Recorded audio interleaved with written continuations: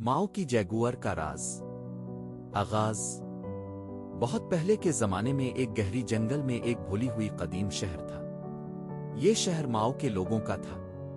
उनके पास एक बहुत ही अहम खजाना था जिसे सोने की जैगुअर कहा जाता था। ये जैगुअर सिर्फ एक मूर्ति नहीं थी, बल्कि इसमें एक बहुत बड़ा राज छुपा हुआ था। जो भी इस राज को जान लेता वो शहर को बचा सकता था। किरदारों का तारुफ। इस कहानी में 4 बहादुर बच्चे थे। पहला लड़का हाजिक था जो बहुत ज़हीन और शुजा था। दूसरा लड़का इदें था जो हाजिक का बेहतरीन दोस्त था।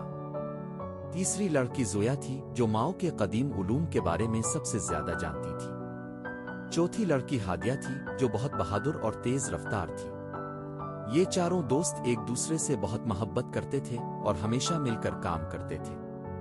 उन्होंने फैसला किया कि वो सोने की जैगुअर को ढूंढेंगे और उसके राज को खोलेंगे। मरकजी हिस्सा और चैलेंज। चारों दोस्त जंगल में गहराई में उतरने लगे।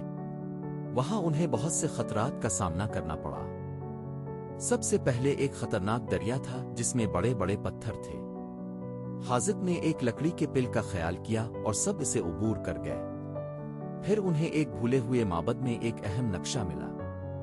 जोया ने इस नक्शे को पढ़ा और कहा कि जैगुअर के पास एक ताला है। ताले को खोलने के लिए उनको 3 चाबियां ढूंढनी होंगी। हर चाबी एक मुख्तलिफ जगह पर थी। पहली चाबी एक कदीम गार में थी जहां सांप थे। दूसरी चाबी पहाड़ की चोटी पर थी जहां हवा बहुत तेज थी। तीसरी चाबी एक जेर जमीन सुरंग में थी जहां आग जल रही थी।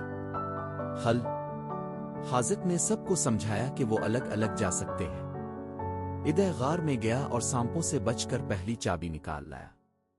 हादिया पहाड़ पर चढ़ी और तुंदहो हवाओं में तवाजुन रखते हुए दूसरी चाबी हासिल की। जोया अपनी जहानत से सुरंग में आग के रास्ते मालूम कर लिए और तीसरी चाबी ले आई। सब ने मिलकर तीनों चाबियों से ताल्लुक खोला।